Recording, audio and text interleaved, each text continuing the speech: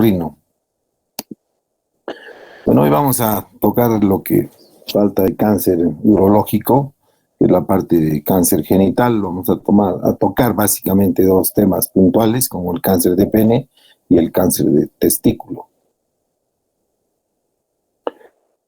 El cáncer de pene es un cáncer de origen dermatológico, es lo más importante que hay que saber, no es un cáncer de la piel genital, ¿no? Entonces, por ende, es de origen dermatológico. En nuestro medio es relativamente frecuente, en promedio en el hospital tenemos 2, 3 casos por año, a veces uno, otras veces por ahí un poco más, ¿no? Pero el promedio es 2, 3 por año. Está asociado siempre a poblaciones socioeconómicas bajas, generalmente pacientes indigentes con muy baja calidad de higiene, ¿no? Que básicamente es un completo descuido, ¿no? Es casi una regla que se presenta en pacientes no circuncidados y, como les decía, los malos hábitos de higiene, o estos son precarios, son característicos de estas personas, ¿no? Y al ser un cáncer dermatológico, entonces va a presentar una lesión, ¿no? Bastante atípica, y cuando es avanzado es una lesión tremendamente destructiva, ¿no? Invasora, deformante, que cursa con muy mal olor, se necrosa, está sobreinfectada, ¿no? Lo cual hace que sea imperdonable, ¿no? Puesto que el pene es un órgano que se manipula a diario, ¿no? Todos los días lo agarran, lo tocan y lo ven para orinar, ¿no?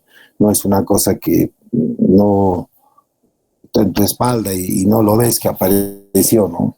Entonces eso lo hace imperdonable, ¿no? De ahí que es característico de esas poblaciones, ¿no? Con poca formación, baja educación, mala higiene, descuidados básicamente, ¿no? Presenta una característica geográfica bastante bien definida, ¿no? Con predominio en las áreas de menor desarrollo, ¿no?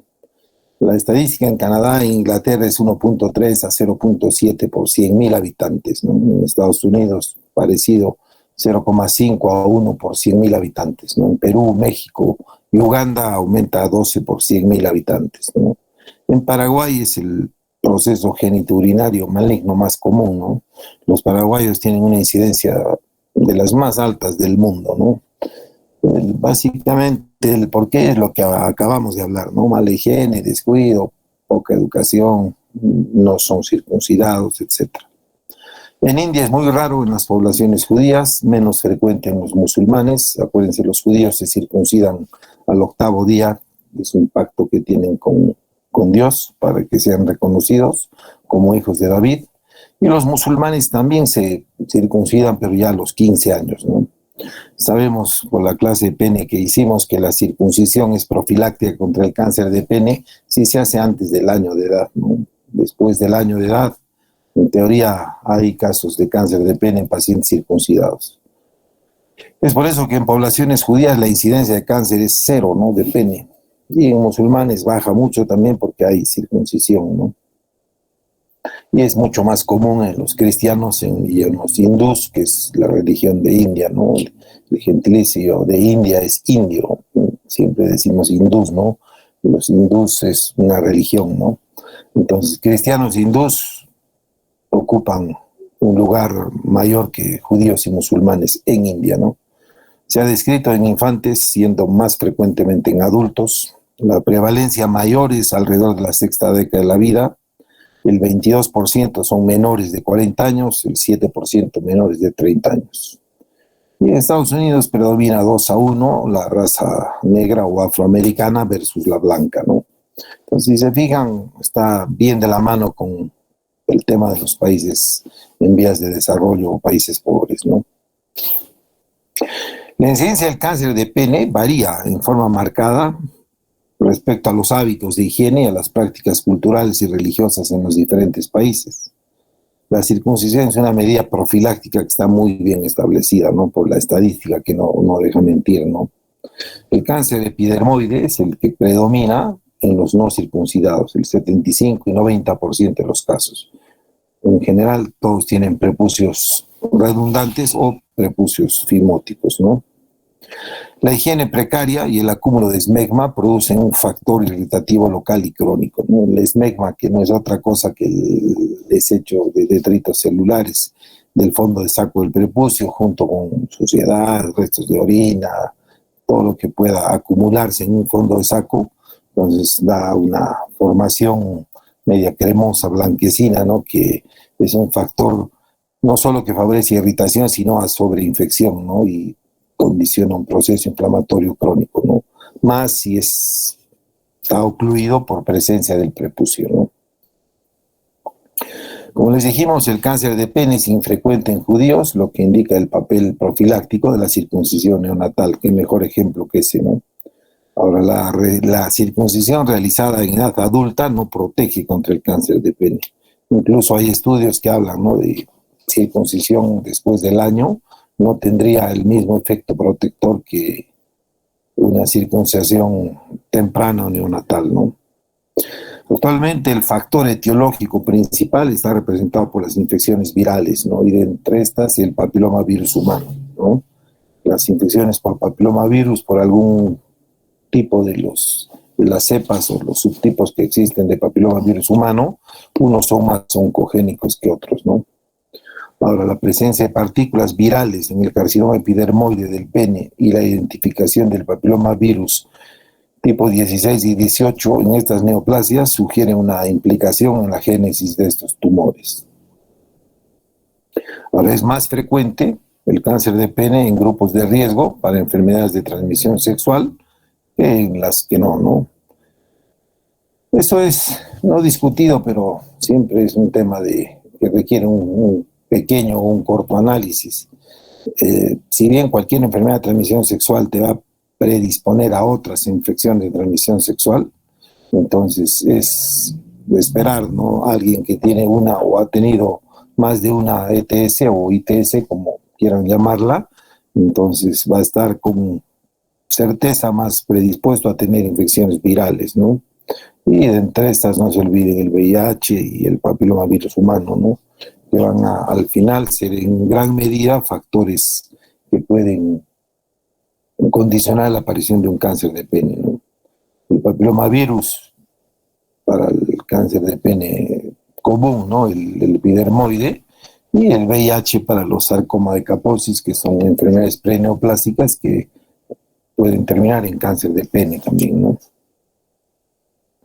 Ahora, existen lesiones cutáneas premalignas, ¿no? Que en gran parte de las biopsias luego de penectomía parcial o penectomía total por cáncer de pene, entonces es bastante frecuente encontrar ciertos subgrupos de lesiones premalignas, ¿no? Como los cuernos cutáneos, la varanita serótica obliterante, ¿no? Que es el líquen escleroatrófico, que es la primera causa de fimosis en el adulto, ¿no? O incluso en el niño, pero es más frecuente a partir de la cuarta década de la vida, ¿no? Se conoce como líquen escleroatrófico o balanitis erótica obliterante, ¿no? Y para que esta aparezca tiene que haber dos cosas, ¿no? El prepucio redundante y la tendencia a formar esta enfermedad que te va a condicionar a fimosis, ¿no? Después están las leucoplasias, los tumores de Buschke-Lowenstein, es un tumor conocido también como condiloma gigante, ¿no? Y las lesiones cutáneas relacionadas con virus, los que más podemos hablar o estar seguros son los condilomas acuminados, la papulosis bovenoide y el sarcoma de Kaposi, ¿no? Todas estas lesiones en general, o sea, son consideradas enfermedades preneoplásticas. Entonces, un paciente, si tiene cualquiera de estas enfermedades, además de los factores de riesgo antes señalados y la presencia del prepucio, es un candidato a desarrollar un cáncer de pene, ¿no? Acá vemos cualquier cantidad de verrugas genitales confluentes, ¿no? A manera de condiloma, ¿no? Acuminado, que no es otra cosa que el papilomavirus humano. O las típicas y características lesiones, ¿no? Medias negras vasculares del sarcoma de Kaposi, muy común en pacientes con VIH, ¿no? El tumor de Buschke-Lowenstein, que es un condiloma único pero gigante, ¿no? Si se fijan ahí, es más grande que el glande mismo, ¿no? O del tamaño del glande, es un condiloma único, ¿no?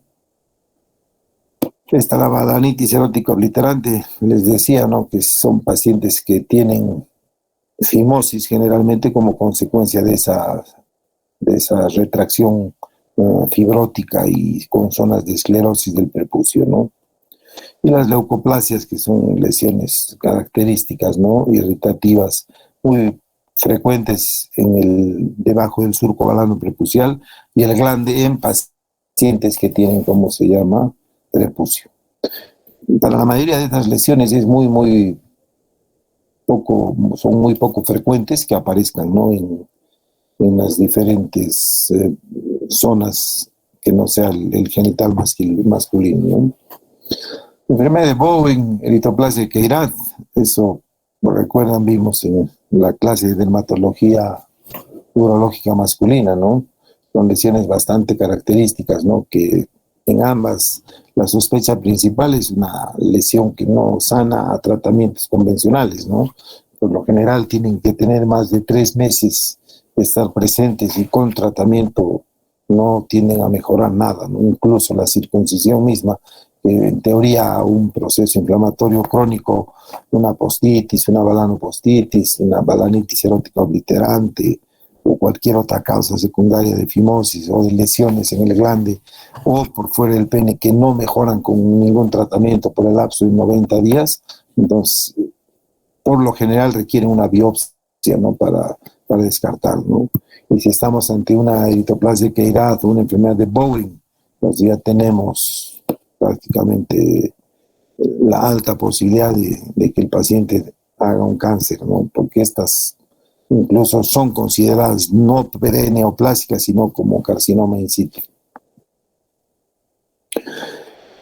Esta es la eritroplasia de Queyrat, ¿no? Su nombre lo indica, ¿no? Es una lesión bien roja, así media, que se delimita adecuadamente, pero la característica principal, al igual que la enfermedad de Bowen, es que pueden confundirse fácilmente con procesos inflamatorios crónicos comunes, ¿no? En la piel genital, o las más de las veces son siempre tratados como hongos, ¿no? Pero hay una obsesión con las micosis por parte de los médicos en general, ¿no? Que somos los primeros en ver esto, ¿no? No sé si recuerdan, en las clases prácticas les decíamos que hacía como 7, 8 años creo que yo no veía una candidiasis genital, ¿no? Pero el 99% de los pacientes con lesiones genitales son tratados como micosis, ¿no? Todos están con sus cremas multibióticas o antibióticas, más corticoides, ¿no?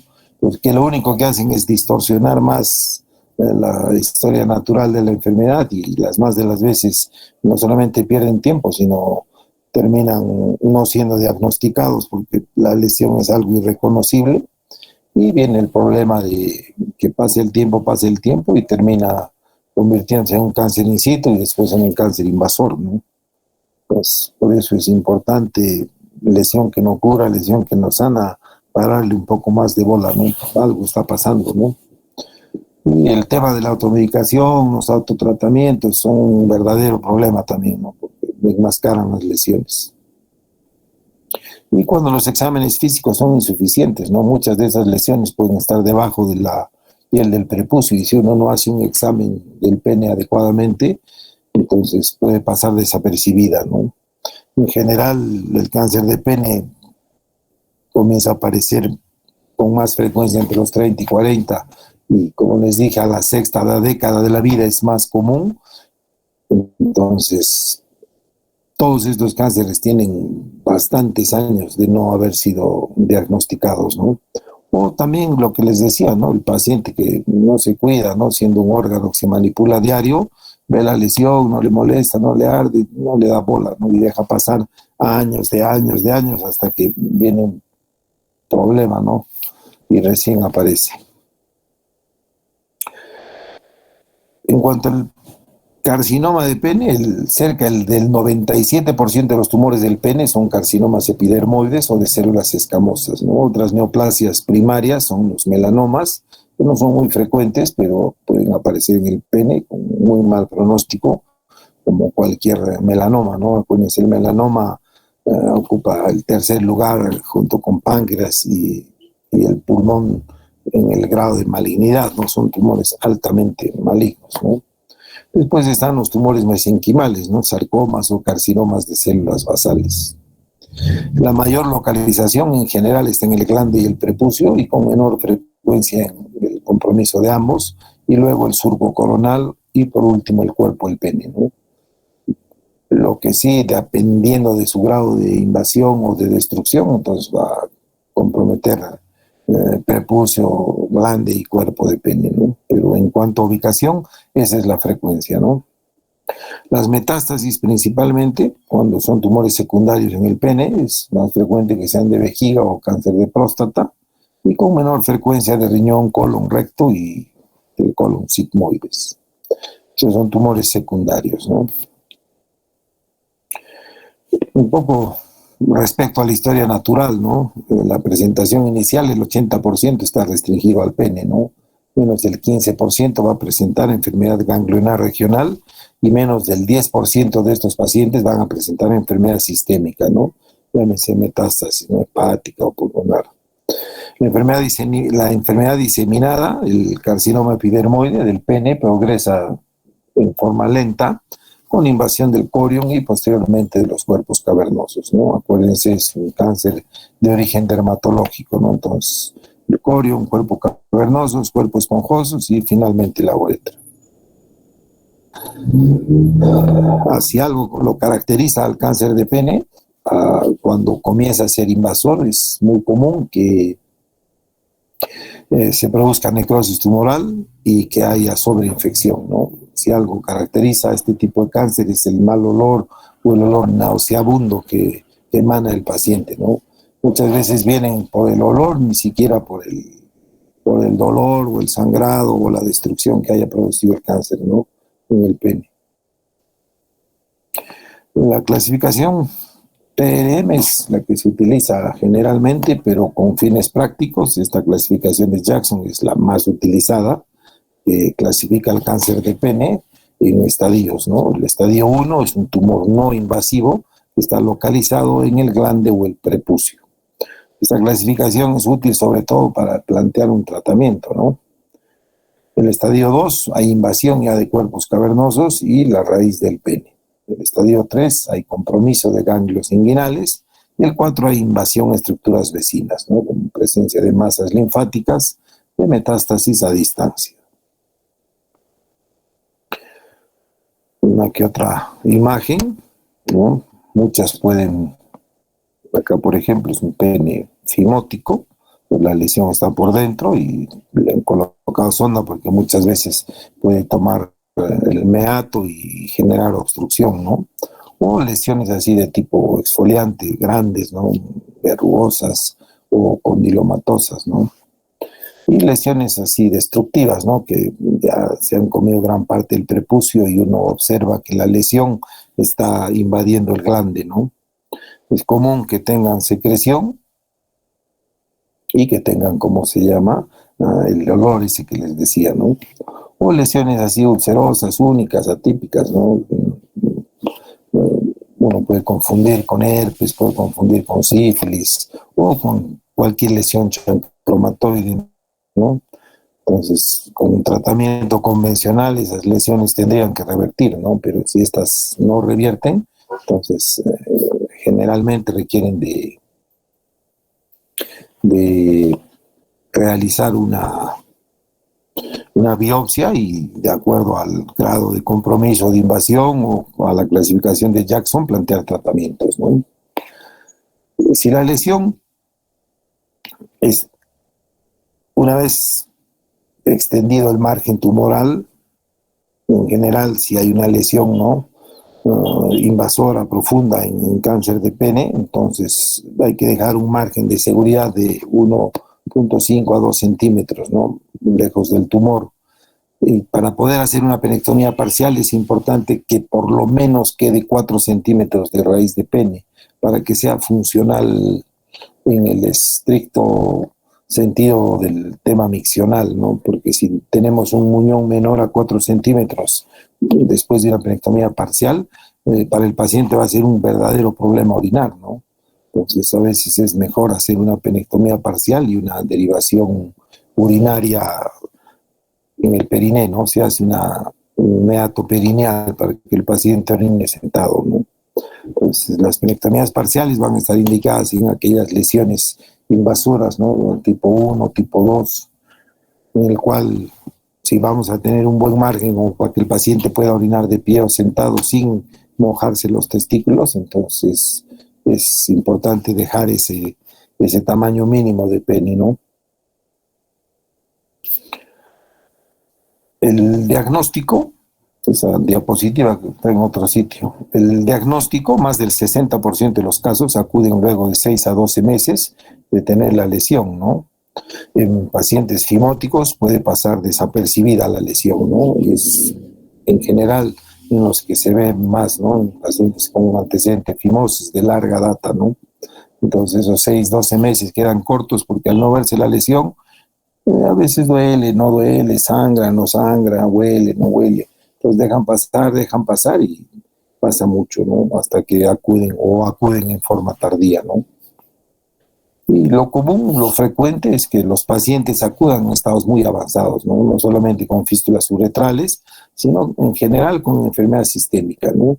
Sobre todo adenopatías, ¿no? Ileoinguinales completamente infartadas, necrosadas, incluso expuestas al exterior, ¿no? Con las mismas características destructivas del cáncer de pene, o muchas veces son adenopatías secundarias a la sobreinfección que tiene el tumor en el pene, ¿no? Entonces, es por eso siempre importante el examen no solo genital, sino de los ganglios, ¿no? Periféricos a la zona del tumor, ¿no? El diagnóstico siempre es en base a la lesión primaria, ¿no? Este es un diagnóstico clínico, las más de las veces. A eso acuérdense el antecedente de fimosis, los factores de riesgo, el mal olor, la sobreinfección, ¿no? Entonces, el diagnóstico suele ser clínico, ¿no? Es importante hacer la evaluación del estadio de la enfermedad, ¿no? Un examen físico de la región inguinal para ver si hay o no ganglios, y una tomografía más ultrasonido o una linfografía pedia con el tema de ver ganglios centinela, ¿no? Se pueden hacer punciones y aspiraciones ganglionares para saber si son por secundarismo, por el cáncer, o son netamente inflamatorios debido a la sobreinfección, ¿no? Y la biopsia quirúrgica del ganglio centinela ayuda mucho, ¿no? Para estadiar al paciente. En el tratamiento del cáncer de pene, dijimos que tiene un comportamiento más o menos previsible, ¿no? Evoluciona en alguna medida ordenado, pero comprometiendo primero los cuerpos cavernosos, luego los ganglios regionales, inguinales, ilíacos, periaórticos y finalmente un compromiso visceral, ¿no? El tiempo dependerá de las características y el grado de malignidad del tumor. Acuérdense, siempre hay unos más diferenciados que otros, y cuanto más indiferenciado sea en relación a la célula normal, la agresividad o el grado de malignidad del tumor será mayor, ¿no? Es por eso también que el tratamiento debe ser dirigido, como todo cáncer, no solamente a eliminar la lesión primaria, ¿no? Que es lo principal como citorreductor, y las metástasis regionales, ¿no? Entonces, como todo cáncer, va a depender siempre el tratamiento en base al estadio, ¿no? Vimos hace un ratito las imágenes, ¿no? De una penectomía parcial, en la cual va a haber conservación de un muñón de pene, que va a ser clave para el tema miccional, y cuando no permite el estadiaje conservar el pene, entonces no hay otra que la penectomía total, ¿no? Ahora, si el cáncer está localizado en el prepucio, las más de las veces va a servir para una circuncisión, va hasta y sobra, ¿no? Entonces acá se ve un paciente con penectomía total. Fíjense, es una incisión en la cual se hace una especie de letra T y se saca todo el pene desde la raíz del pene, ¿no? Y las más de las veces, salvo estén comprometidas, esté comprometida la bolsa escrotal, entonces, y la glándula, se puede hacer una emasculación, que es sacar no solamente el 100% del pene, sino los testículos y la bolsa escrotal, ¿no? Antiguamente se hacía, ¿no? En los textos antiguos de cirugía hablaban, ¿no? ¿Para qué dejar las balas si no va a haber la escopeta? Y se hacía eso, había mucha tendencia a la emasculación, que es tremendamente castrante para el paciente, ¿no? Imagínense ya de por sí perder el pene y encima sacarle los testículos y la bolsa, ¿no? Si se fijan acá, se ha sacado el pene y la bolsa es total, entonces el paciente cuando orina debe orinar sentado, levanta la bolsa y el meato perineal está justo por encima del ano, ¿no? Porque está con una sonda todavía. Es bastante sencilla y fácil la derivación, ¿no? Acuérdense, la próstata va a quedar y va a quedar con un pedazo de uretra que se deja como un tubito largo y se hace una pequeña incisión en el perineo, justo en la línea media, y a unos 2 o 3 centímetros del ano se va a colocar el meato perineal, ¿no? En hiperectomías parciales hay diferentes técnicas, ¿no? La idea principal es conservar ese muñón de más de 4 centímetros para que funcionalmente el paciente pueda orinar de pie o orinar sin mojarse el escroto, ¿no?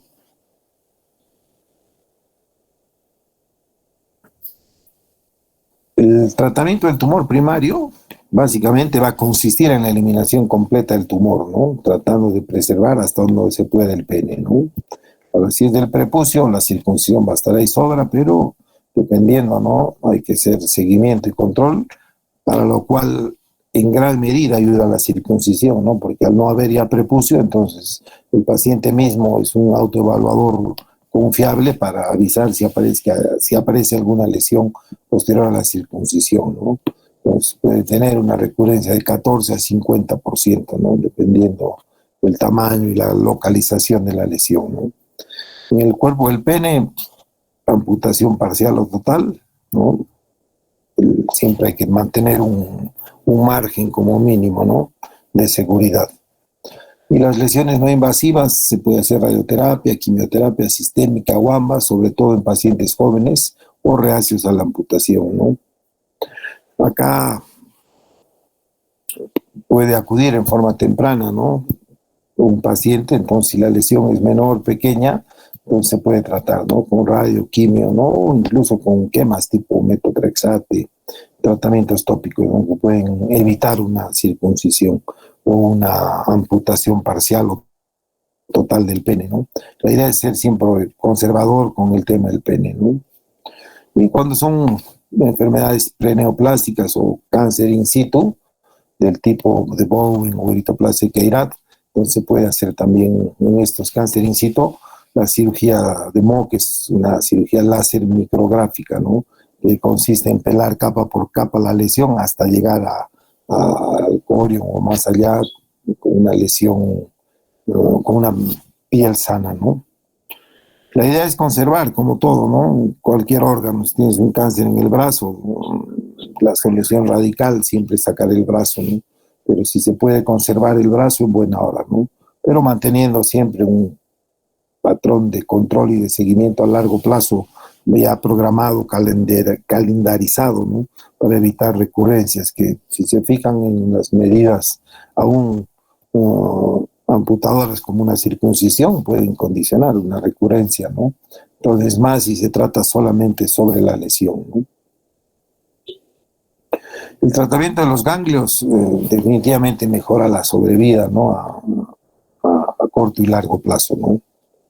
En general, este compromiso ganglionar va a influir dependiendo, ¿no? Si es tumoral la infiltración, sabemos que va a mejorar su sobrevida si se hacen las linfadenectomías, pero si es inflamatorio, secundario a infección, que muchas de las veces es eso, entonces también va a mejorar a la recuperación más pronto el paciente, ¿no? Siempre se debe considerar la linfadenectomía primaria según el estadio y las condiciones infecciosas de la enfermedad ganglionar, ¿no? 3 a 10% de mortalidad. Es poco frecuente que se haga en el mismo tiempo quirúrgico de la penectomía parcial o sobre todo total la linfadenectomía, porque hay que combatir el proceso infeccioso, ¿no? Del tumor, que es tremendo, que las más de las veces tiene respuesta ganglionar, ¿no? Pero si se hace diferido, ¿no? En el plazo de 4 o 3 semanas, teniendo todos los cultivos ya y los gérmenes identificados en el proceso infeccioso del tumor genital. Entonces se puede trabajar con más holgura y con más seguridad sobre las linfadenectomías, ¿no? ¿Por qué? Porque la sobreinfección de una linfadenectomía es tremenda, ¿no? Si lo haces muy pronto o inmediata al acto quirúrgico, pues son cicatrices que difícilmente van a cerrar, ¿no? Ahora, el valor de la radioterapia no está del todo establecido, ¿no? Hay ciertas lesiones que sí se pueden quemar, ciertas lesiones que sí pueden responder, ¿no? Pero la linfadenectomía, o sea, sacar los ganglios regionales, la sobrevida a 5 años alcanza al 50%, ¿no? Entonces, hay una siempre tendencia a hacer, ¿no? Esto puede ser localizada o ampliada, ¿no? O selectiva o supraselectiva, ¿no? Para eso sirven mucho las linfografías, ¿no? Para ver si se inyecta tinta china en los espacios interdigitales de los pies y se espera, ¿no? Si hay o no compromiso del ganglio centinela para retirarlo esto o los demás ganglios, ¿no? En estadios 1 no se recomienda nunca linfadenectomía, 5 al 12% microscópica, y la linfadenectomía tardía va a mejorar la sobrevida de ser necesaria, ¿no? En el estadio 2, con riesgo de metástasis microscópica casi del 40%, sí ya está justificada una linfadenectomía, sobre todo en pacientes de alto riesgo, ¿no? Dependerá de la evaluación del ganglio centinela o de la aspiración de los ganglios comprometidos con fines de saber si hay o no enfermedad, ¿no? Acuérdense, les dije, las más de las veces pueden ser inflamatorios secundarios a la infección, ¿no? En estadio 3 sí es importantísima, es obligatoria para poder controlar la enfermedad, ¿no? Los ganglios palpables no siempre son metastásicos, hay que recordar el estado de infección con el que cursan los pacientes. El estadio 4 básicamente se limita a la quimioterapia o a radioterapia paliativa, ¿no? Son pacientes que ya tienen infartos ganglionares, tienen enfermedad extendida, entonces las más de las veces el tratamiento es conservador o hay que tratar de que con quimio o con radio no bajemos, ¿no? la carga tumoral para ver si se puede o no tratar. Hay otras neoplasias malignas del pene, ¿no? Hablamos un rato del melanoma, que es 1% de estos cánceres, ¿no? Es más frecuente que aparezca en el glande que en el prepucio. Pues ahí también es clave el tema del seguimiento de los nevos melanocíticos, ¿no? O aquel nevo que sea muy oscuro, de características irregulares, ¿no? Existe, acuérdense, la piel genital es una piel en general más oscura que la piel normal, ¿no? Entonces es una piel hiperpigmentada, ¿no? Entonces no está exenta de que haya nevos melanocíticos, ¿no? Que no son preneoplásicos, sino directamente en algún nevo de por ahí no va a ser un nevo, un lunar común o melanocítico, y puede ser un melanoma, ¿no? Los sarcomas, el 5% de las neoplasias del pene, los más frecuentes son los leomiosarcomas, los fibrosarcomas y los angiosarcomas, ¿no? Son tumores sarcomatosos característicos, ¿no? del músculo liso del pene o del tejido de sostén, ¿no? O los tabiques intraalbugíneos, la misma albuginia, ¿no? Y después están las lesiones metastásicas. Si bien no son muy frecuentes, ya lo dijimos, ¿no? Vejiga, próstata, la más común, y recto, y ocasionalmente pulmón y riñón, ¿no? Lo que sí se ve es en pacientes con leucemia que va a haber una infiltración de los cuerpos cavernosos, ¿no? Y van a condicionar las más de las veces priapismo, ¿no? Entonces, el priapismo es una erección sostenida a más de 6 horas sin estimulación sexual, ¿no? De dos tipos, ¿no? Isquémica y no isquémica, ¿no? Una duele, la otra no duele, una lleva isquemia, la otra no, una tiene un antecedente traumático y el otro de fondo puede tener enfermedades de la sangre como la talasemia o las leucemias, ¿no? Entonces hay que parar los ojos en un priapismo si es que hay una disgracia sanguínea coadyuvante, ¿no? ¿Alguna pregunta, chicos?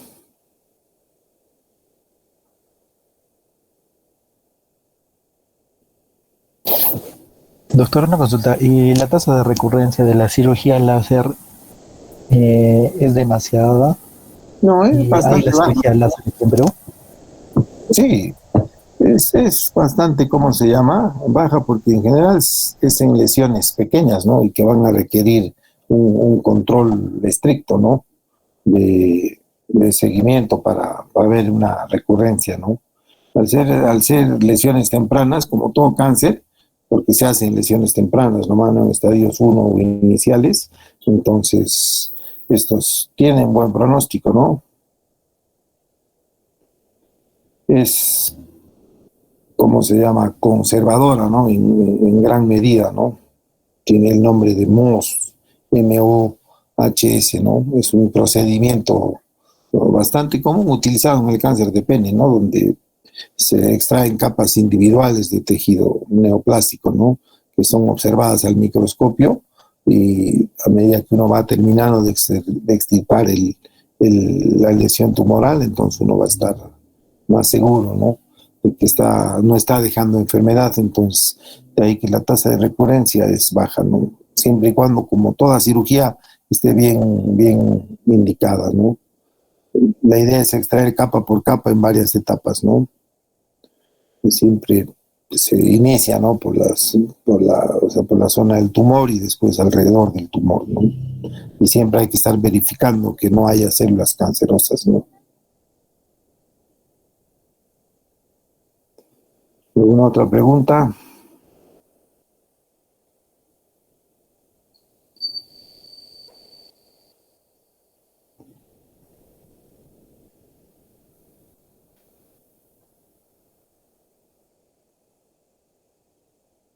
Bueno, si no hay preguntas, continuamos. Cáncer de testículo. La clase va a ser corta, así que no se angustien, van a ir a estudiar otorrino. Bueno, el cáncer de testículo en el adulto es una neoplasia maligna, poco común comparado con otros cánceres, ¿no? Pero representa aproximadamente el 1% de todos los tumores, entonces no lo hace tan poco común, ¿no? En el Perú la incidencia es de 3.73 por 100.000 habitantes y se ha notado un incremento en los últimos años, ¿no? La estadística última actual no hay, ¿no? En los últimos años se diagnosticaron más de 50.000 nuevos casos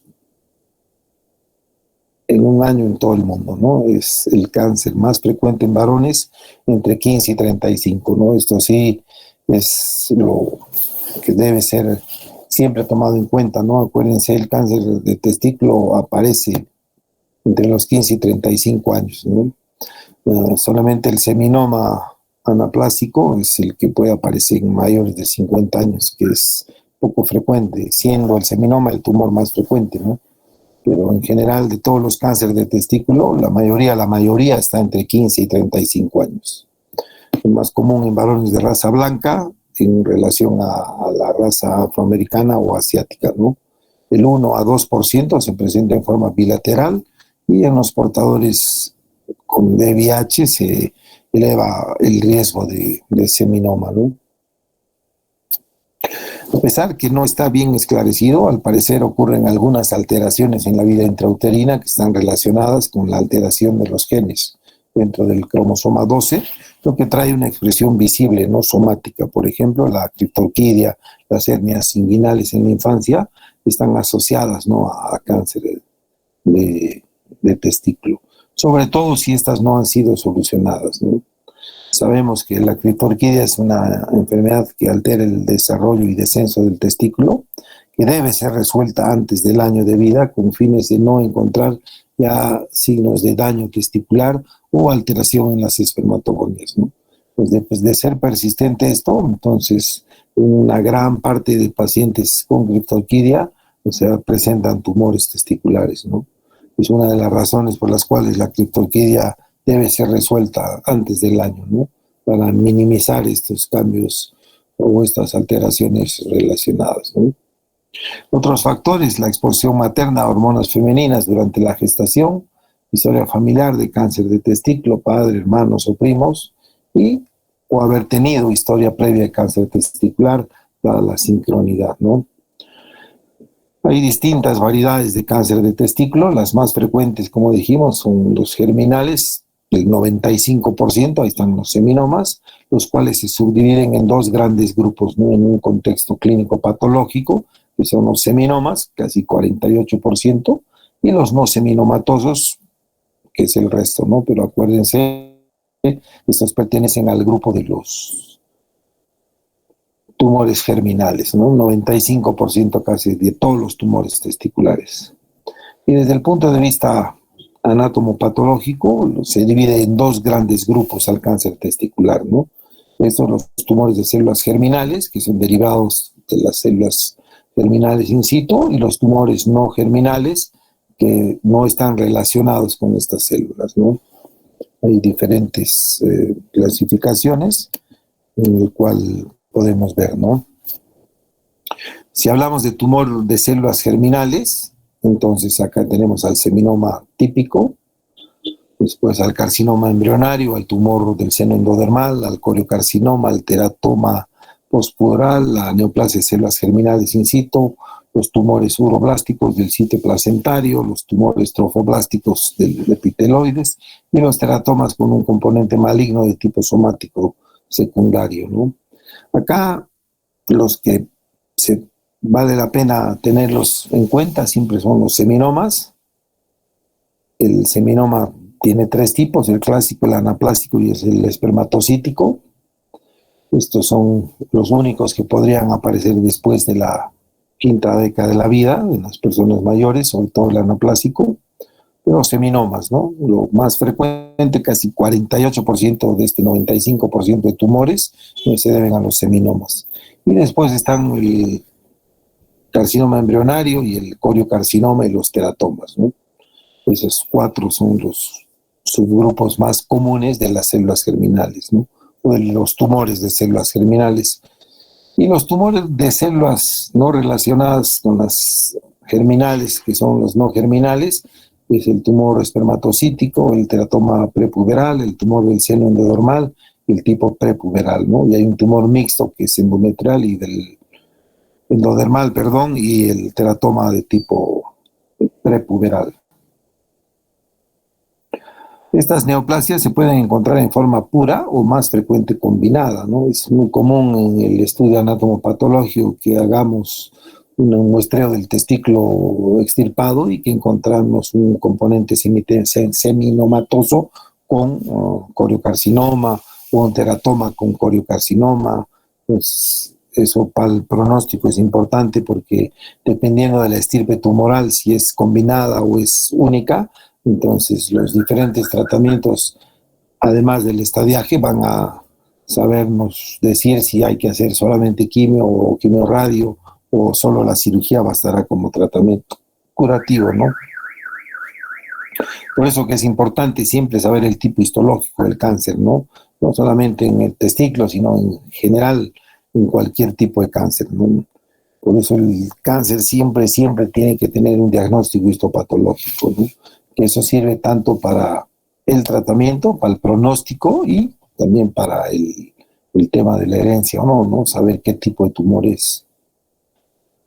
El estadiaje, cuando hay un diagnóstico clínico, ¿no? Por la presencia de una masa, un tumor en el testículo, es ideal, es importante siempre la medición de marcadores tumorales, ¿no? Estos marcadores se conocen como marcadores testiculares, es la LDH, que es una enzima de masa ocupante, la alfa-fetoproteína, y la subunidad beta de gonadotrofina coriónica humana, ¿no? Un paciente que va a ser operado de un tumor testicular tiene que tener esto antes de la cirugía porque estos nos van a servir como el PSA, ¿no? Para evolución y pronóstico. Entonces es importante también saber que algunos tumores van a elevar alguno de los marcadores o uno de ellos o todos, ¿no? Vamos a verlo eso. Dijimos que el 95% eran estos tumores, ¿no? De células germinales y no germinales. Y el otro 5% restante del cáncer de testículo proviene de las distintas células germinales, como el tumor de células de Leydig o de Sertoli, ¿no? Asimismo, como otras provenientes del estroma del testículo, que son los llamados sarcomas, ¿no? A ver, los testículos también pueden ser sitio de metástasis, ¿no? Al igual que el pene. En general, las enfermedades como leucemia y los linfomas son los más frecuentes en dar secundarismo dentro del testículo, ¿no? Acá hay un cuadro que explica, o sea, qué marcadores tumorales en porcentaje tienden a elevarse más, ¿no? Los seminomas, por ejemplo, un 7% van a elevar la subunidad beta y gonadotrofina coriónica, y un seminoma es casi imposible que eleve la alfa-fetoproteína. Recuérdense que puede haber combinaciones de tumores, ¿no? Que es más frecuente eso que solo. Pero en general, si tenemos una subunidad beta alta con una AFP baja, alfa-feto baja, entonces podemos pensar que es un seminoma, ¿no? Y los teratomas, que son tumores mixtos, ¿no? Que tienen un componente de todo, es común que esté elevada la subunidad beta y también la alfa-feto, ¿no?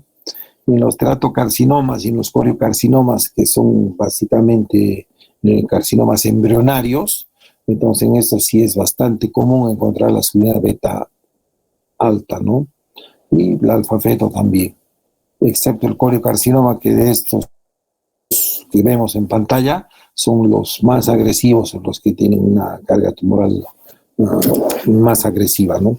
Entonces el solo hecho de que cuando uno solicite marcadores tumorales y solamente lo encuentre muy alto a la subunidad beta y no a los otros, entonces hay que pensar que es un coriocarcinoma, ¿no? Bueno, los seminomas pueden ocurrir a todas las edades, ¿no? Pero si un hombre de mayor edad desarrolla cáncer testicular, como les dije, es más probable que sea seminoma, ¿no? Ahora, los seminomas crecen y se diseminan lentamente, responden a la radioterapia y no son tan agresivos como los no seminomatosos, ¿no? En general, uno puede hablar que tienen mejor pronóstico. Siempre también pensando en el tiempo transcurrido de la enfermedad, ¿no? Los tumores pueden crecer bastante y al no doler, los pacientes no acuden a consulta, ¿no? Vienen a veces más por una molestia de cuerpo extraño porque no se pueden sentar. Y no les exagero, hay pacientes que vienen con testículos de 1 kilo, kilo y medio, ¿no? Y no han venido antes porque no les dolía, ¿no? Vienen porque les molestaba, ¿no? En cambio, los no seminomatosos, este es el grupo más importante, en el sentido de que entre 15 y 30 años, ¿no? Es donde hay que sospechar estos tumores. Crecen y se diseminan rápidamente, en general comparando con los seminomas, ¿no? Son sensibles a la radioterapia, pero no tan sensibles como los seminomas, ¿no? La quimio es muy eficaz, incluso si el cáncer ha diseminado, ¿no? Muchos pacientes con metástasis, incluso en pulmón, en hígado, hasta en cerebro, son respondedores de quimio, ¿no? Son más agresivos definitivamente debido a su velocidad de crecimiento que los seminomas. Y como les dije, ¿no? Los tipos más comunes: coriocarcinoma, carcinoma embrionario, teratoma y tumor de saco vitelino. Coriocarcinoma y teratoma, ¿no? Son los que más frecuentemente se ven en estos germinales no seminomatosos. Y el coriocarcinoma tiende a ser el más agresivo, ¿no? Y pasa mucho, ¿no? A veces hay un seminoma con un componente no seminomatoso y ahí viene el problema, ¿no?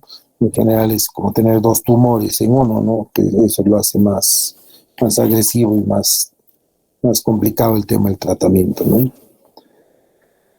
Acuérdense, el síntoma inicial es el crecimiento y el aumento de consistencia del testículo, ¿no? Generalmente sin dolor, ¿no? El cual puede haber sido percibido, pero no se le dio ninguna importancia. El dolor es mínimo, ¿no? Es un aumento de volumen importante del testículo, ¿no? Algo irregular, un nódulo así duro, ¿no? Y llama la atención que tú lo aprietas y no le duele, ¿no? O sea, se puede confundir con una orquitis, ¿no? Con un proceso inflamatorio testicular. Pero ¿cuál es la diferencia? Que en la orquitis, al ser infeccioso inflamatorio, o sea, la tétara de Celso está presente, ¿no? O sea, hay tumor, dolor, rubor y el calor, ¿no? En cambio, en los tumores, lo único que vamos a tener es tumor, ¿no? Aumento de volumen, pero no hay dolor en general, ¿no? Ni flogosis. Llama la atención eso, ¿no? Encontrarse un testículo aumentado de tamaño en una persona joven, ¿no? De 15 a 30 años o a 35, y que tú lo apretes y no le duela, ¿no? O que diga él que nunca le ha dolido, ¿no?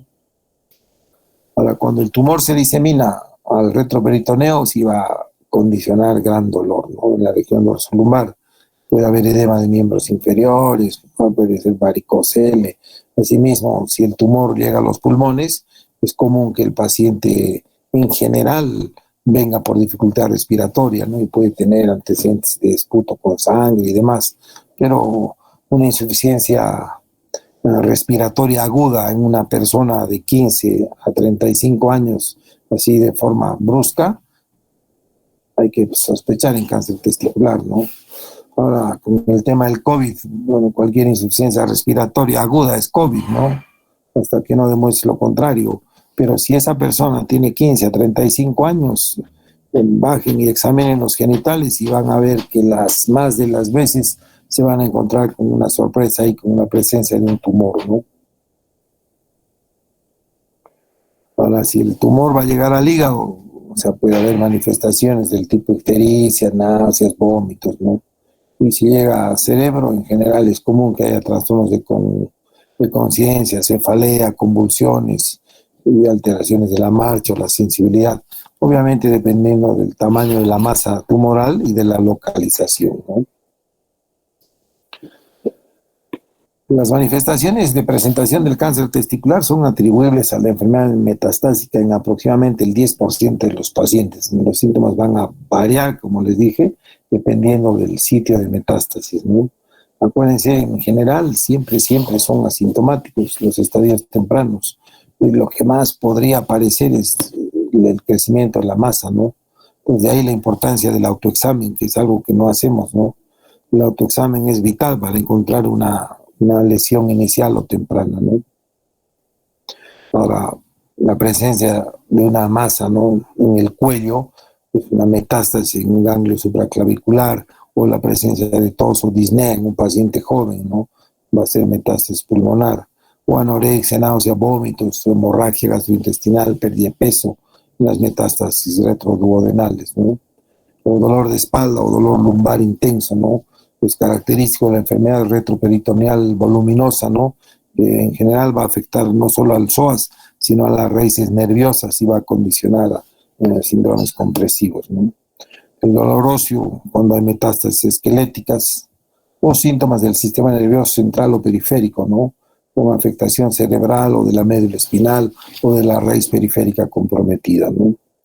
Ahora, el hecho de que haya edema o hinchazón unilateral o bilateral de las extremidades, muchas veces es por obstrucción o trombosis de los vasos ilíacos o de la vena cava, ¿no? El examen testicular es algo fundamental no solo en el diagnóstico, sino en el descarte, ¿no? Y en los diagnósticos diferenciales múltiples que puede tener un cáncer de testículo, ¿no? Fácilmente puede ser atribuible a un quiste del epidídimo, puede ser atribuible a una epidimitis, a una orquioepidimitis, a un hidrocele, a una hernia inguinoescrotal. O sea, hay tantas formas en las que uno se puede confundir, ¿no? Entonces, el examen físico siempre debe comenzar con un examen bimanual del contenido escrotal, ¿no? Comenzando siempre con el testículo contralateral normal, ¿no? Si a la inspección vemos una asimetría ya de los volúmenes o de las características de cada bolsa escrotal, entonces siempre empezar por el lado sano. Acuérdense, primero testículo, luego epidídimo, después el cordón espermático y finalmente el anillo inguinal, ¿no? Siempre del lado sano y después comparar con el contralateral, que es el que tiene o no sospecha de cáncer o de tumor, ¿no? Esto va a permitir rápidamente al examinador tener una idea bastante acertada del tamaño relativo de cada glándula en general y nos va a dar ¿cómo se llama?, una apreciación bastante confiable en cuanto a contorno y consistencia del testículo, ¿no?, en comparación con la gónada afectada. Y no es mala la idea siempre de generar compresión o tratar de ver si hay o no dolor de esa masa palpable, ¿no? Si no hay dolor, hay que estar pensando, ¿no?, que es un tumor.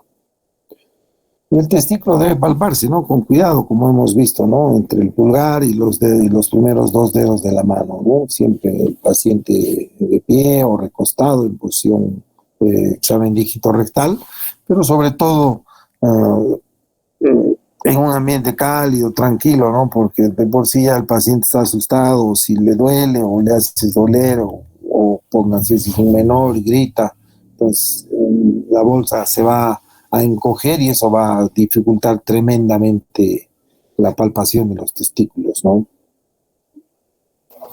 En general, el testículo normal tiene una consistencia homogénea, ¿no? Se mueve libremente de la bolsa porque existe el líquido, que es un líquido que se produce entre la túnica albuginea y la túnica vaginal, que básicamente su función es de protección, ¿no? Ante cualquier impacto, sentarse, un golpe o lo que sea, el testículo va a esquivar y no va a ser comprimido contra la pelvis, ¿no? Y se nota siempre separado el epidídimo, donde se distingue fácilmente la cabeza, el cuerpo y la cola, ¿no? Pero cualquier área firme, dura o fija dentro de la sustancia de la túnica albuginea debe considerarse sospechosa de malignidad hasta que no se demuestre lo contrario, ¿no? La evaluación adicional del lado afectado debe dirigirse a la posible afectación del cordón espermático, ¿no? Las inversiones escrotales o la piel. Los tumores testiculares tienden a permanecer ovoides y están limitados con la resistente túnica albuginea, ¿no? La túnica albuginea tiene casi 400 libras puede aguantar hasta 400 libras de presión, ¿no? Pues es difícil que se rompa, ¿no? La túnica pasa o se infarte, pero en general la túnica aguanta, contiene el tumor, de ahí que pueden crecer hasta 1 o 2 kilos, ¿no? Sin embargo, la diseminación hacia el epidídimo o el cordón espermático, que ocurre entre un 10 a un 15% de los pacientes, pues puede complicar aún indistinto del tamaño del volumen testicular, ¿no? En general, un seminoma tiende a expandirse dentro del testículo como un agrandamiento gomoso o indoloro, ¿no? Mientras que los carcinomas embrionarios o los teratocarcinomas tienden a ser masas irregulares, ¿no? Y de bordes indiscretos. Esta distinción es cierto que no siempre se aprecia fácilmente, pero el hecho de tener una imagen o tener un testículo grande, ovoide, con una túnica vaginal que está conteniendo, túnica albuginea, perdón, que está conteniendo el tumor, entonces te hace pensar en seminoma, ¿no? Pero cuando es irregular, así atípico, es más común de los coriocarcinomas y de los teratomas, ¿no? O teratocarcinomas. Un hidrocele también puede estar presente, ¿no? Y puede dificultar la evaluación de un tumor testicular, ¿no? Son hidroceles reaccionales, ¿no? Generalmente al proceso tumoral, ¿no?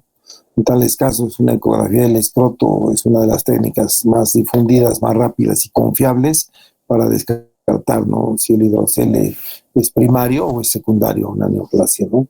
O a una epidimitis o a otra patología que esté condicionando la formación de mayor líquido con el fin de proteger, ¿no? El testículo y sobre todo evitar trauma y dolor, ¿no?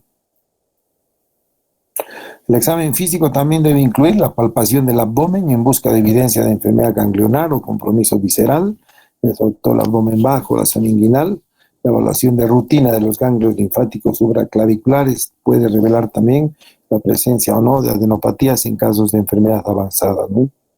El examen de tórax es clave, una placa simple o una tomografía de tórax mejor para ver si existe o no algún problema de metástasis hacia pulmón, ¿no?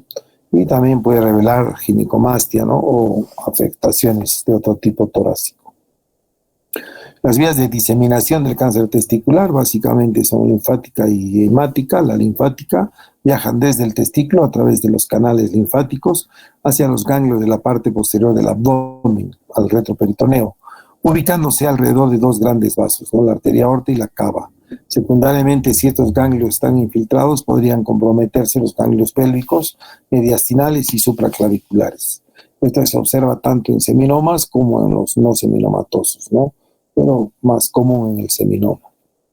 Acá en diseminación linfática es importante resaltar eso, ¿no? ¿Por qué? Porque La enfermedad linfática es bastante frecuente, ¿no? Que acompañe, sobre todo si tenemos estas grandes masas tumorales, ¿no? Es bastante complejo el sistema linfático del testículo. El abordaje para el cáncer testicular siempre es inguinal, ¿no? O sea, la cirugía es la orquiectomía radical, o sea, hay que sacar el testículo tumoral, pero siempre por vía inguinal, porque si se saca el testículo por vía escrotal, estamos elevando el estadio del tumor, ¿no? Pues la vía linfática, al ser compleja, si es que se abre la bolsa escrotal para extraer por ahí el tumor, lo que estamos haciendo es rápidamente elevar de un estadio localizado a un estadio avanzado, que eso va a tener una implicancia tremenda respecto al tratamiento adyuvante, ¿no? Radio o quimio, ¿no? Y la vía hematógena es la otra vía de diseminación del cáncer testicular, que es a través de los vasos sanguíneos, en general, que están alrededor del testículo, ¿no? Las células tumorales pueden viajar a otros órganos.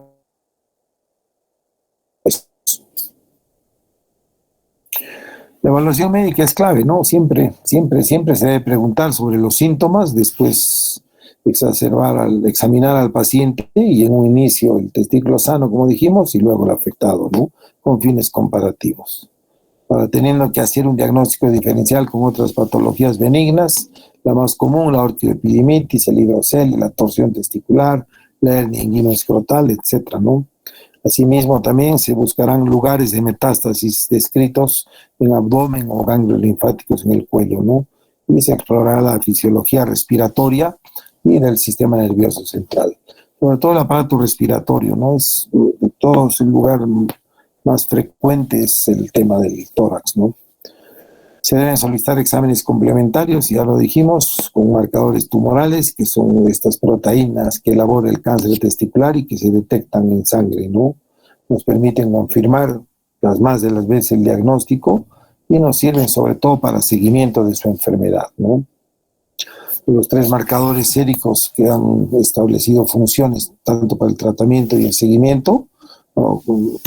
Son de células germinales, son la sufrina beta de gonadotrofina coriónica humana, alfa-fetoproteína y la lactato deshidrogenasa o deshidragenasa láctica, ¿no? Las concentraciones séricas, repitiendo, de alfa-feto y de sufrina beta están elevadas en el 80 al 85% de los tumores con células germinativas no seminomatosas, y por el contrario la sufrina beta está elevada en menos del 25% de los seminomas, ¿no? Y la alfa-feto no suele estar elevada en seminomas puros, ¿no? Más en coriocarcinoma o carcinoma embrionario. Alfa-fetoproteína, su vida media es de 3 a 5 días, la sufrina beta-gonadotrofina coriónica humana, la vida media es de 12 a 24, y la deshidrogenasa láctica debe pedirse antes de 35 días después de la orquiectomía radical, ¿no? Algunos tipos histológicos, como seminoma, usualmente no producen estos marcadores y un 20% de los no seminomatosos tampoco lo van a expresar. Eso en general se conoce como marcador negativo, que es un problema, ¿no? Porque se pierde una herramienta valiosa, no solamente para el diagnóstico, sino sobre todo para el pronóstico, ¿no? Y siempre, chicos, cuando haya una tumoración palpable o una asimetría en el testículo, sin alguna otra, hay que hacer una ecografía testicular, ¿no? Con un Doppler y sospechar de malignidad si se evidencia aumento del flujo vascular o son zonas anecoicas intraparenquimales, ¿no? Las lesiones del cáncer testicular siempre son intraparenquimales, salvo que sea de otro tipo. Pues la ecografía es algo que va muy de la mano, ¿no? ¿Por qué? Porque la piel escrotal es tremendamente delgada, entonces al final el transductor está separado del tumor solamente por una piel fina, ¿no? Entonces el rendimiento de la ecografía en testículo es altísima, no más si lo sumas a un Doppler, ¿no? Ya con fines de estadiaje ahí recién veremos que la tomografía, ¿no? Tanto retroperitoneal como de abdomen y tórax son indispensables para el estadiaje, ¿no? Para el tratamiento, la primera fase del tratamiento consiste en la extirpación radical del testículo mediante abordaje inguinal, ¿no? Ya dijimos, nunca escrotal, y la ligadura lo más alta o más distal del cordón espermático.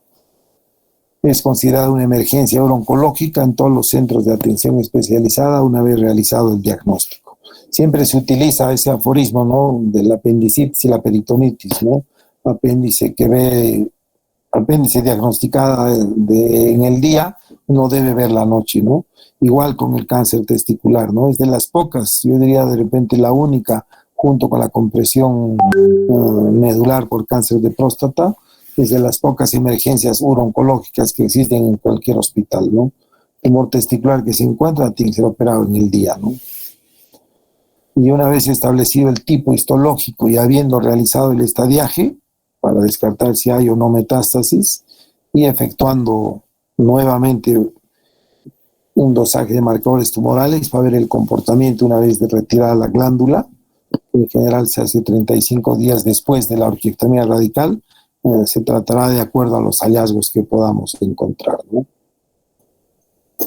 Los estadios clínicos, el 1 es un tumor confinado al testículo, el 2 hay compromiso ya retroperitoneal, ganglios menores a 2 centímetros, ganglios entre 2 y 5 centímetros o conglomerado de ganglios ya mayores de 5 centímetros, ¿no?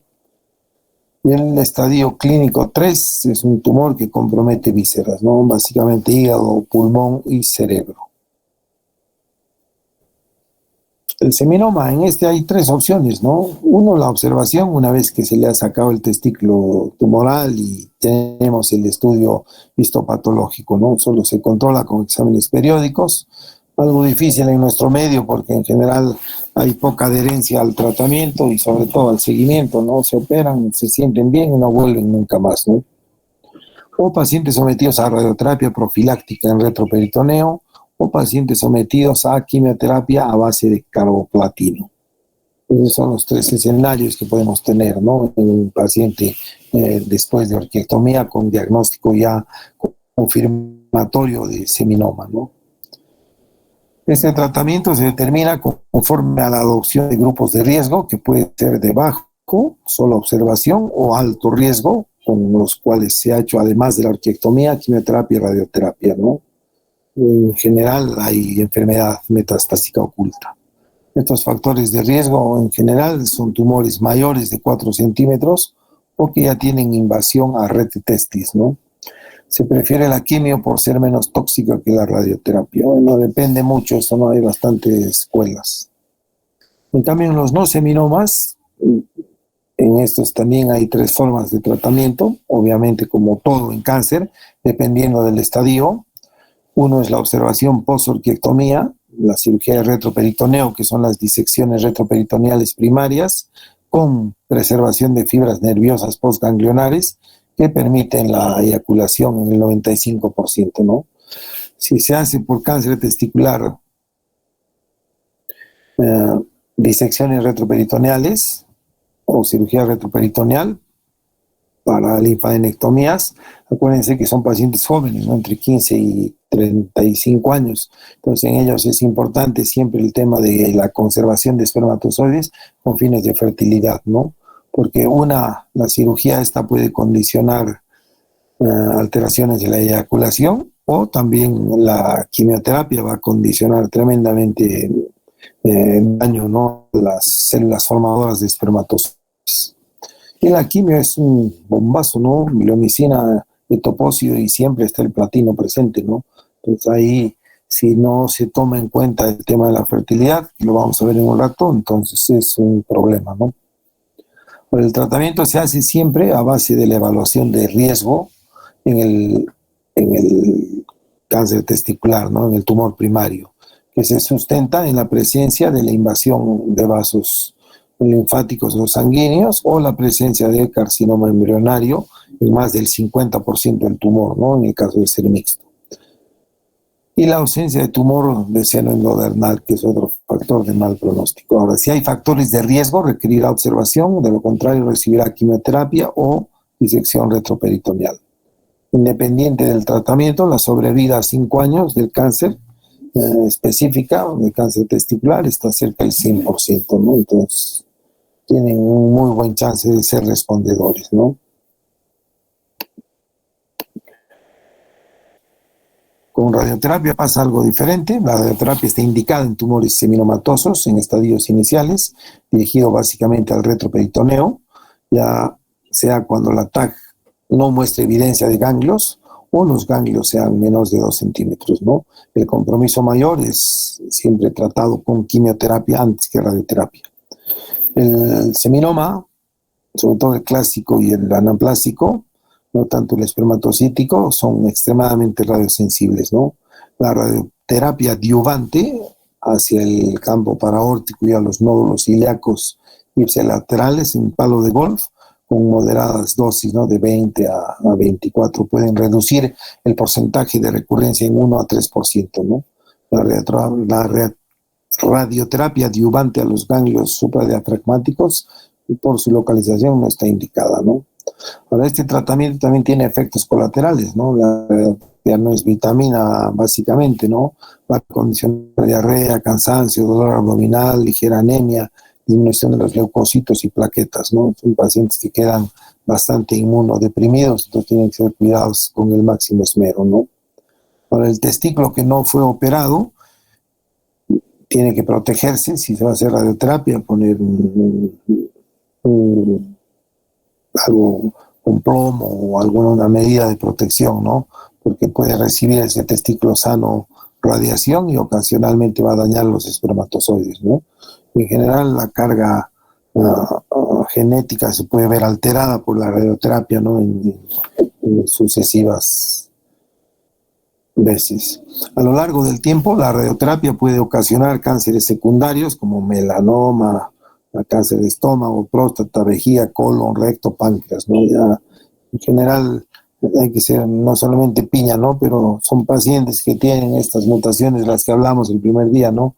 Que son propensos a herencia o a factores de dependencia o a factores predisponentes que fácilmente disparan sus gatillos y aparece un segundo tumor, ¿no? Un estómago, próstata, vejiga, colon, recto o páncreas, ¿no?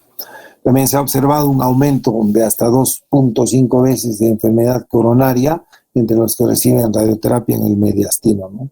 Esas son las razones también por las cuales no se trata con radioterapia los ganglios centinelas cervicales, ¿no? O los ganglios cervicales, perdón. La quimioterapia también actúa sobre las células no tumorales, ¿no? Eso sabemos, ocasionando efectos colaterales, siendo los más frecuentes náuseas, vómitos, pérdida de cabello, trastornos de la producción de espermatozoides y disminución de los leucocitos y plaquetas, ¿no? Muchos pacientes fallecen justamente porque la primera o segunda quimio son bastante inmunodepresibles, ¿no? Existen también efectos que se van a presentar, si bien algo raros, pero pueden persistir por el largo de la vida, ¿no? Como una alteración o disminución en la audición, en un 20%, o alteración de la función renal en un 30%, básicamente por el platino, ¿no? Ahora, también hay daño de nervios periféricos, ¿no? Que van a ocasionar adormecimientos o parestesias o pérdidas funcionales o de fuerza, ¿no? Sobre todo cuando se usa topócido y también dolor, ¿no?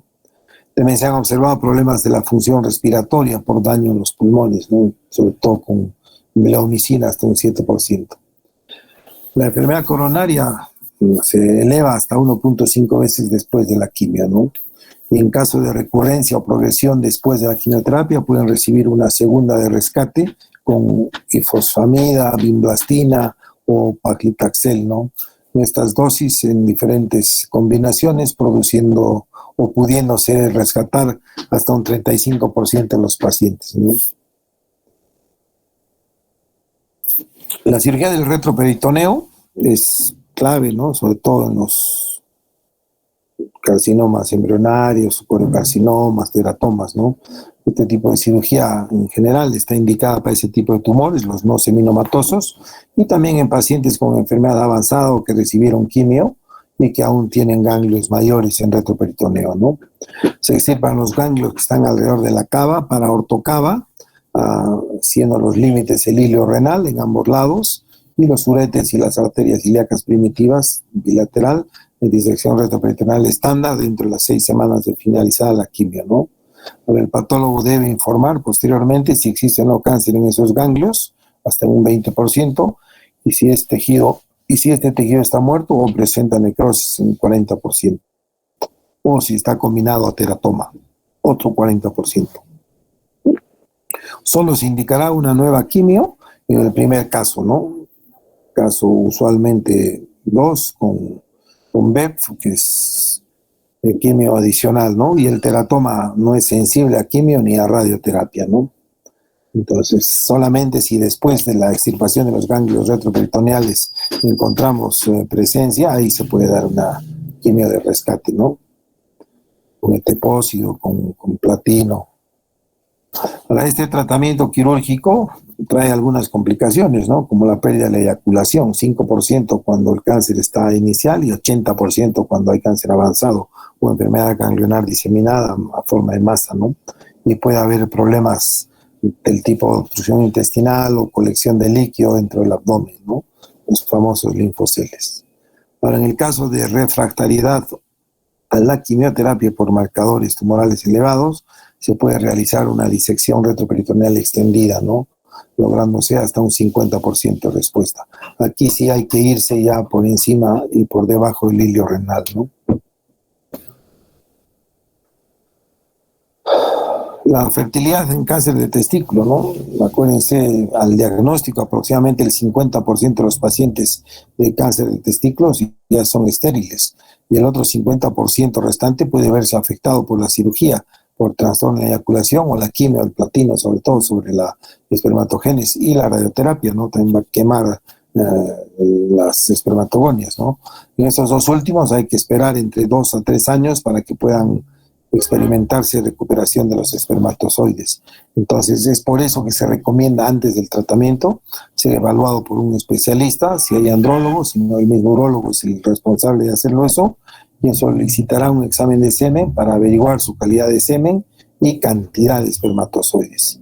Y si este fuera adecuado, antes de iniciar cualquier tratamiento para cáncer de testículo, se recomienda usar el banco de semen para conservar espermatozoides de buena calidad, ¿no? Y en el futuro poder estos pacientes tener hijos, ¿no? Con inseminaciones asistidas, hasta un 70%, ¿no? Acuérdense, ataca este cáncer en la peor etapa de la vida, ¿no? Del paciente, en que es justamente la etapa reproductiva, ¿no? 15 a 35 años. Pues actualmente en Cusco tenemos banco de esperma, ¿no? El doctor Tominaga tiene un banco. El primer depósito cuesta $200 y el alquiler o el depósito anual es de $50, ¿no? Entonces uno puede tener ahí preservados sus espermatozoides, que si va a haber infertilidad secundaria al cáncer o a los tratamientos, entonces el hecho de haber almacenado espermatozoides nos va a condicionar que ese paciente pueda tener mediante inseminación familia, ¿no? Siempre hay que darles esa opción, ¿no? Siempre, siempre, siempre. Ahora, cuando el cáncer es diagnosticado y tratado en estadios clínicos 1, el 99% se cura, ¿no? En el estadio clínico 2, el 94-98% puede ser curado con cirugía, quimio y algunas veces radio, ¿no? Y el cáncer en estadio 3, el avanzado, el 80% aún puede sobrevivir, pudiéndose reintegrarse saludablemente a una vida productiva, incluso con la posibilidad de tener hijos si es que ha preservado, ¿no? Recuérdense, si no ha preservado y no ha quedado infértil y no tiene trastorno eyaculatorio y demás, entonces hay que esperar entre 2 a 3 años que se recuperen esos espermatozoides para que puedan tener familia, ¿no? En general, la tasa relativa de supervivencia a 5 años va a variar dependiendo de cuánto y cómo le hayamos dado al tumor, localizado 99%, regional 96%, distante 80%, ¿no? Entonces son tumores, si se fijan, altamente tratables, ¿no? Actualmente la tasa de supervivencia a 5 años supera el 95%, en gran parte debido a una mejor comprensión de la historia natural de los tumores testiculares, a las técnicas quirúrgicas, básicamente las linfadenectomías, y de estadificación mejoradas, ¿no? El uso de quimio combinada es eficaz a base de platino y la disponibilidad de suero altamente sensible, ¿no? Marcadores tumorales para detectar enfermedad residual mínima, pues eso nos van a llevar a buen puerto y vamos a poder en general tener un paciente, ¿cómo se llama?, con una supervivencia bastante extensa a 5 años, ¿no? 95%. ¿Alguna pregunta, chicos?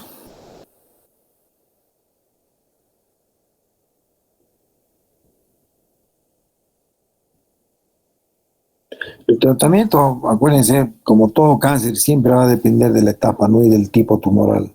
Pues de ahí que es importante, por eso, el que sea considerado una emergencia oncológica, ¿no? Porque si bien sacas el testículo, lo primero que vas a esperar, o sea, es la estirpe tumoral, ¿no? Uno ya tiene los marcadores, tienes las tomografías para ver si hay o no enfermedad fuera del testículo, pero con marcadores y tomografías no haces nada si no tienes la estirpe tumoral, ¿no?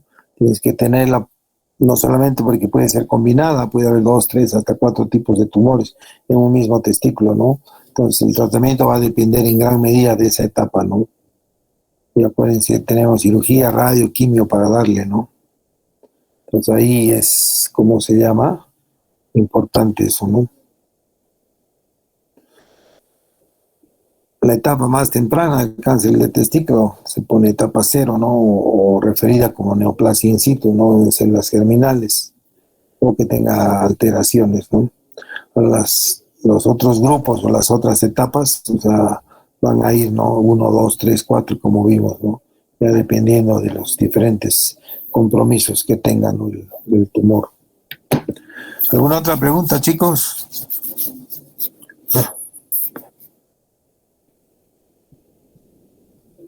Doctor, una consulta. Durante el tratamiento con quimioterapia, digamos, hay posibilidad de que el tumor, en lugar de residir o bueno, en lugar de disminuir su tamaño, aumente de tamaño. Y puede haber necrosis tumoral, ¿no? Y pueden haber hemorragias intratesticulares y da la impresión de que en vez de mejorar está empeorando, ¿no? Pero no se debe a crecimiento y desarrollo del tumor, ¿no? Lo que puede haber es que no responda a la quimioterapia, pero no vas a darte cuenta tú porque 3, 4, 5 o 6 sesiones máximo de quimioterapia no te van a llevar más de mes y medio, ¿no? Entonces es difícil que en un mes y medio el tumor, ¿cómo se llama?, aparezca o crezca, ¿no?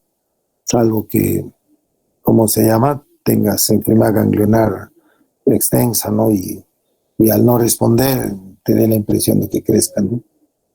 Pero en general la quimio y la radio, o sea, se dan solamente antes de cirugía, cuando hay enfermedad extendida, por ejemplo, en un paciente con insuficiencia respiratoria aguda por múltiples metástasis pulmonares, entonces ahí tienes que hacer sí o sí la orquiectomía y de ahí darle, ¿no? Con todo. Es raro dar una quimio o una radio primero con fines citorreductivos para sacar la enfermedad ganglionar, ¿no? En general es el testículo el que te indica ya la estirpe y ahí recién sabrás si das una segunda o una tercera línea de tratamiento, ¿no? Acuérdense, desde adyuvancias hasta rescates, ¿no? El crecimiento del tumor, o sea, obviamente va a alertar, ¿no? Pero nunca va a ser tan rápido, porque ¿cuánto te va a durar la radio, la quimio? ¿Un mes y medio o 4 semanas, 3 semanas? En cambio, lo que te va a alertar es que si los marcadores tumorales, en vez de bajar, suban, ¿no? Si son productores los testículos de estos marcadores, tú le sacas el testículo, el marcador tiene que irse a 0, ¿no? O a valores normales. Pero si este sube, quiere decir que tu tratamiento no está respondiendo, ¿no? Por eso es clave siempre tener marcadores antes de la cirugía. ¿Alguna otra pregunta?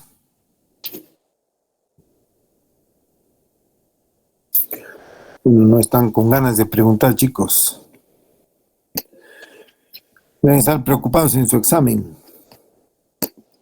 Bueno, vemos entonces. La próxima semana ya va a ser prácticamente junio. Ahí ya nos quedan 3 clases y terminamos todo. Hay que planear el tema del examen. Hay que hacerlo antes de las fiestas, sí o sí. Un solo final. ¿No hay más preguntas, chicos?